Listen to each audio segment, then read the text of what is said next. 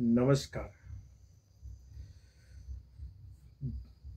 সভ্যতা এখন জাতি এখন সমাজ এখন যে ধ্বংস কৰি দিবৰ কাৰণে বিভ্ৰান্তি কৰিবৰ কাৰণে প্ৰাথমিক কাম হ'ল শব্দৰ নেৰেটিভ সেট কৰা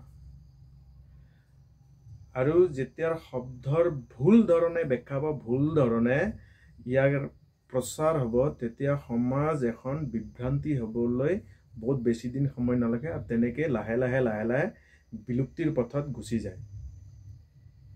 ঠিক তেনেকৈ আৰু এটা শব্দ হ'ল সম্প্ৰদায়। এই সম্প্ৰদায় শব্দটো কি শব্দ একবাৰ আমি পৰ্যালোচনা কৰোঁ যে সম্প্ৰদায় সম যোগ প্ৰ যোগ দা সমান সমান সম্প্ৰদায় অৰ্থ হ'ল দান কৰা। এটা বিশেষ চিন্তাধাৰা বা বস্তু এজনে দান আৰু আনবৰে গ্ৰহণ কৰি প্ৰদায় হৈছে। এই প্ৰদান কাৰ্যটো সম্যক প্ৰকাৰে হ'লে সেই বিশেষ চিন্তাধাৰা বা বস্তু প্ৰদান কৰোতা সকল সম্প্ৰদায় হৈ পৰে আৰু এনেকৈ সম্প্ৰদায়ৰ পিছত গ্ৰহণ কৰোতা সাম্প্ৰদায়িক শব্দৰ নিৰ্মাণ হৈছে।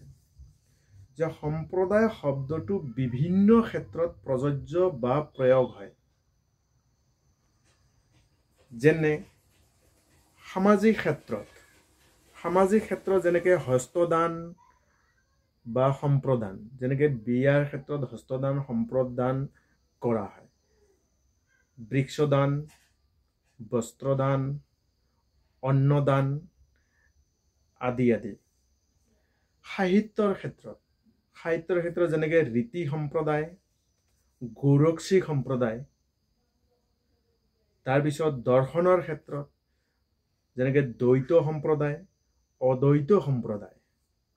ঠিক উপাসনা পদ্ধতিৰ ক্ষেত্ৰত শৈৱ সম্প্ৰদায়, বৈষ্ণৱ সম্প্ৰদায় আদি আদি।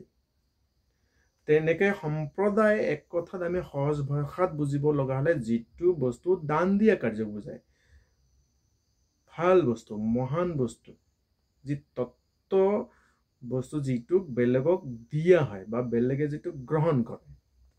এতিয়া বেলেগক দিয়া বস্তুটো সেইটো সম্প্ৰদায় কয়। সেই সম্প্ৰদায় শব্দটো কেনেকৈ বেয়া শব্দ হ'ল বা যিটো বৰ্তমান সমাজে যে এটা নেৰেটিভ সেট কৰিছে যে সনাতন বা হিন্দু বুলি কোৱাৰ লগে লগে সাম্প্ৰদায়িক বুলি কৈ দিয়ে যে এটা হীন মান্যতাত ভোগ বা এটা সংকীৰ্ণ বা এটা তুচ্ছ মনোবৃত্তিৰ মানুহ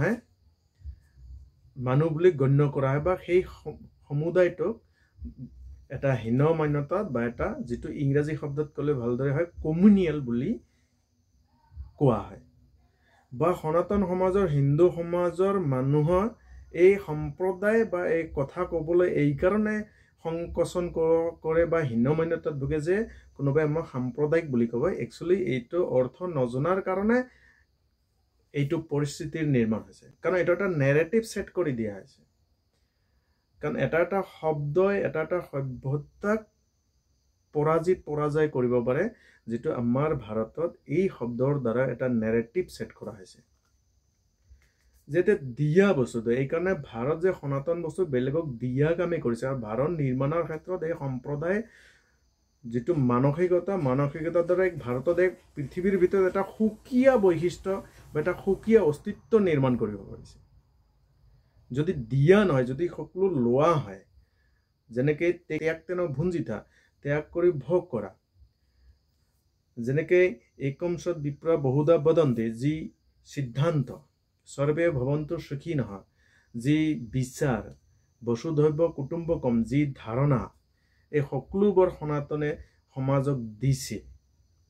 বা বৃক্ষ সুৰক্ষাৰ কাৰণে বা এই কাৰণে ভাৰতীয় সনাতন সমাজৰ সকলোতে জীৱ বা সকলোকে শ্ৰদ্ধা, সকলোকে পূজা অৰ্চনা কৰা এক পৰম্পৰা নিৰ্মাণ কৰা হৈছে।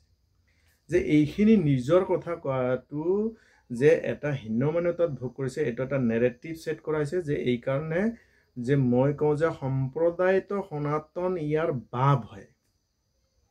এইকাৰণে এইটো শব্দ লৈ পেলাই হীন মান্যতাত ভুগিবৰ কাৰণে কোনো কাৰণ নাই যে এই কাৰণে কি হৈছে যে শব্দৰ সঠিক ব্যাখ্যা নোহোৱাৰ কাৰণে আমাৰ সমাজত স্পষ্টীকৰণ নোহোৱাৰ কাৰণে আমি কিছুমান শব্দক লৈ পেলাই আমি গোটেই সমাজৰ যে নিজৰ যি অস্তিত্ব আছে, সুকীয়া বিষয়বস্তু আছে, ক'বলৈ আমি সংকোচন কৰা হলো, লাজ পোৱা হলো, হীন মান্যতাত ভোগ কৰা হলো। আৰু এই বিষয়টোৰ কাৰণে লাহে লাহে ভাৰতৰ পৰা সনাতন সমাজ ভাৰতৰ পৰা বিচ্ছিন্ন হৈ যোৱা আৰম্ভ কৰিছে। যে ভাৰতৰ প্ৰায়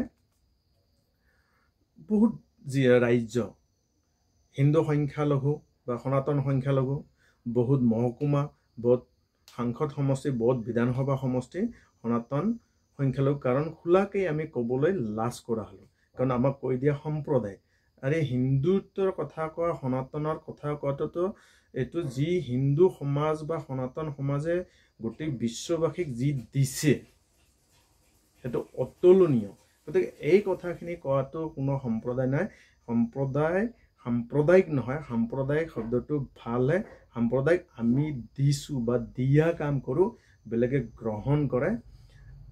এই হ'ল সম্প্ৰদায় শব্দৰ অৰ্থ আৰু সম্প্ৰদায়ৰ শব্দৰ ওপৰত অলপ পৰ্যালোচনা। আমি যি হীনমান্য, আমাৰ যি পৰিণাম হৈছে, সেই পৰিণাম যি হীনমান্যতা আমি দূৰ কৰিব লাগিব। নমস্কাৰ। ভাৰত মাতা কি জয়।